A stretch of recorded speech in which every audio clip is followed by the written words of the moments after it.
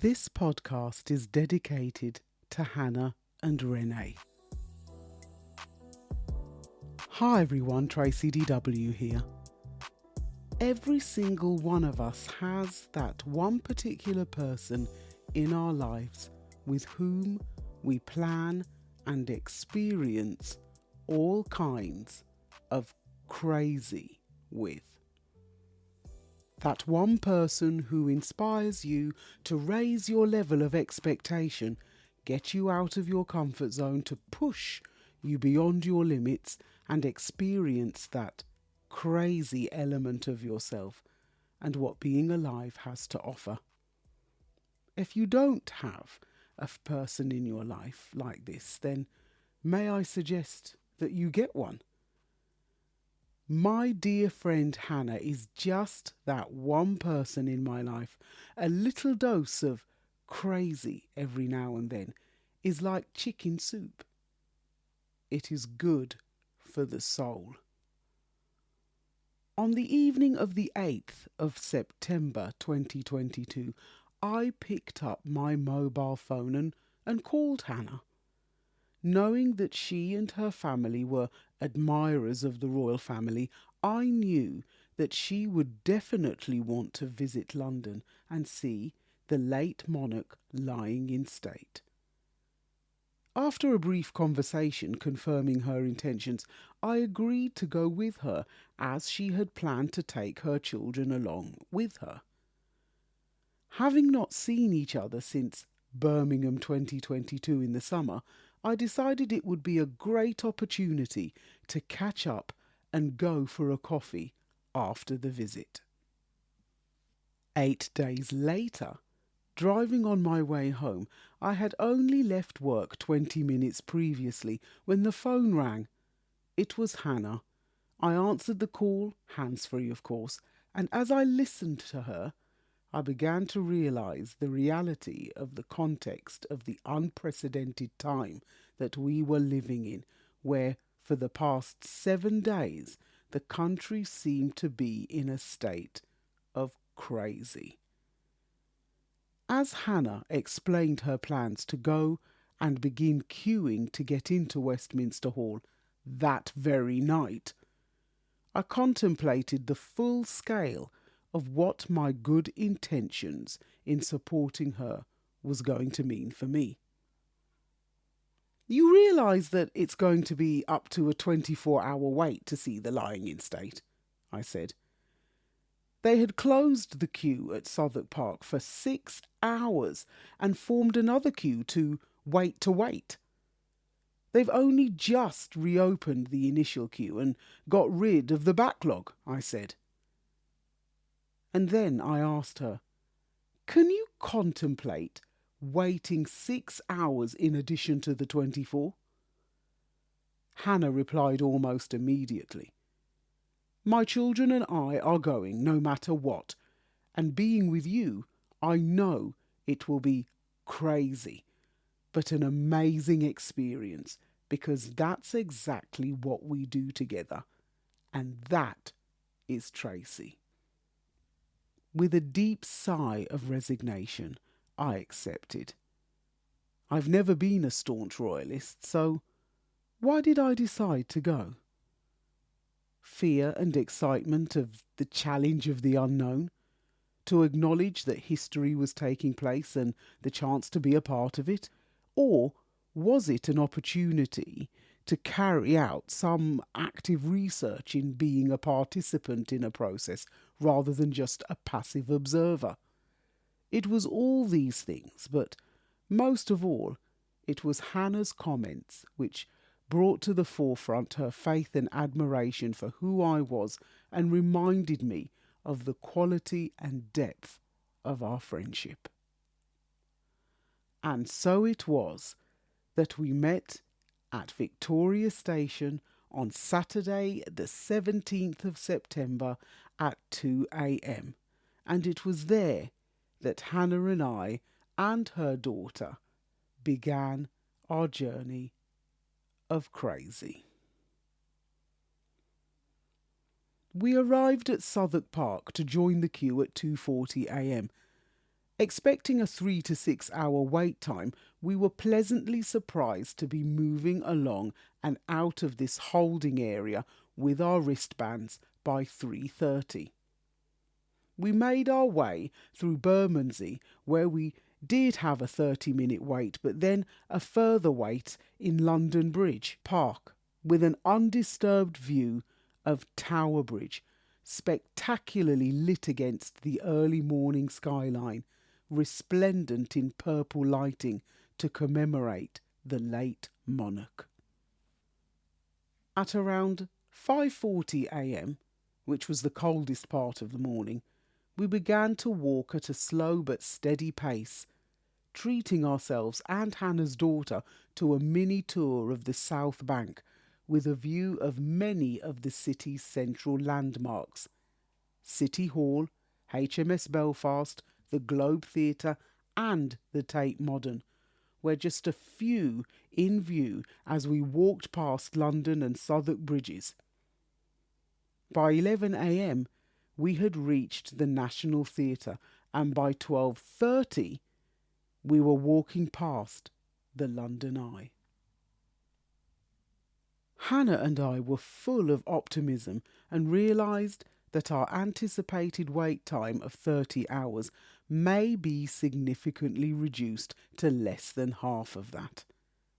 However, our hopes were dashed by something that was unanticipated: an impromptu visit by the new King and Prince of Wales, which held several hundred of us kettled on the footpath between Westminster and Lambeth Bridge, adding a further 40 minutes to our wait time.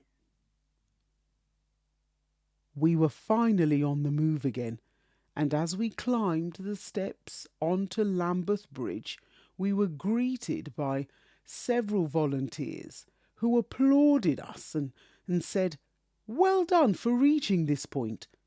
You only have another 3 hours to go." Hannah and I looked at each other. How could it still be another 3 hours to wait? The Houses of Parliament, Westminster Palace, was right there. Why was it another 3 hours before we could enter into the hall? As we entered Victoria Park, we began to realise what the volunteers meant and what was in store for us: a gauntlet of what seemed to be endless rows of queue lines to walk through. They say that the darkest hour is just before the break of dawn, and this was a dark hour, or should I say, a dark 2 hours. As I wrapped my thermal jumper and shawl over my shoulders in response to the afternoon heat, I felt as if I was back at Southwark Park, where our journey of crazy all began. We had been on the move for over 12 hours. It was the first time Hannah, her daughter, and I became aware of our fatigue and felt our energy draining, but our motivation and spirits were still high. Finally, at 3:50 p.m, we moved through the security, and 13 hours and 17 minutes after the start of our journey, at 3:53 p.m, we entered Westminster Hall. What struck me as I walked through the entrance was the atmosphere of silent reverence, as people from all walks of life filed past a coffin bearing the royal standard with a crown of diamonds that sparkled in the afternoon rays that shone through the windows of the hall. We had arrived just in time to witness a changing of the guard, which was great for Hannah's daughter to witness. As we fell in line to file past, I could sense that this was a special moment for Hannah, who wanted to share this with her daughter. I fell behind and allowed them to pass through as I stopped and looked at the coffin, the crown, orb, sceptre, and the royal standard. I neither bowed nor curtsied, but As I looked on, I began to contemplate the demise of the monarch and what the significance of this moment could possibly mean. Apart from being Britain and the Commonwealth's longest reigning monarch, how will history remember the late Queen Elizabeth II? Will her demise signal the gradual waning of Britain's global influence? The late monarch could arguably have been the greatest diplomat that Britain ever had. She knew how to be the centre of attention without making it all about her, and she was able to make her presence felt and appearance seen without making her opinions heard. Is Britain still relevant on the world stage? And how much power does it still have? With the extraordinary outpouring of grief from many parts of the country, as well as mourning from around the world, representatives from 200 countries attended the late Queen's state funeral. With the exception of a handful of countries who were not invited for obvious reasons, former colonies, British territories, sovereign states, republics and sovereign nations all attended. Was the world acknowledging the pomp and ceremony of Britain's diplomatic strength? Or did these representatives merely want a front row seat to witness firsthand the end of an era? The late Queen's demise is also part of a bigger picture. As the wind of change continues to blow across the world, it brings Britain its own share of transitions, beginning with the Scottish referendum in 2014, which threatened to break up the Union, the United Kingdom European Union referendum, otherwise known as Brexit, which saw Britain decide to break away from the European Union in 2016, eventually becoming a reality in 2020. With 2020 came COVID-19, and the way we lived and to some extent worked was changed forever. We experienced a new Prime Minister and a new government, having to address the fallout from global high energy prices, low food supplies, and a war in Eastern Europe influenced by imperial ideology, which seeks to threaten the very existence of democracy. Despite this, Britain remains the fifth largest economy and a member of the G7, possessing many assets that could help to retain a lot of soft power globally, such as vaccines, healthcare, scientific research, finance, intelligence, and military hardware. However, the ability to negotiate new trade deals with key countries requires many soft skills, as the days of colonising are long gone. It is difficult to think that the past 70 years may have been nothing more than a smokescreen used to hide the harsh reality from the British population that the worldview of this island has gradually become less flattering. With a new monarch, King Charles III, on the throne and a new Prime Minister in Liz Truss at number 10 Downing Street, Britain has reached a crossroad and must now decide which direction to take. A calamity waiting to happen, or a golden opportunity for a reset. If you liked this podcast, then stay on this listening platform and check out my other podcast episodes in relation to this one, such as Long to Reign Over Us, the prelude, and Long to Reign Over Us, the main act, both episodes commemorating the Platinum Jubilee. And also more recently, An Open Letter to Charles III, where I share my reflections on the new king and the future of the monarchy. And don't forget what I call the heart and soul of the Stories to be Told movement, my stories or poetic narratives, Caribbean Wind, Caribbean Rush, Knights at the Round Table, the Berlin Conference 1884, and Gone with the Wind, Macmillan's Speech for Change, are all available on the website in both Kindle and paperback formats. And also the publication of the latest 4 titles.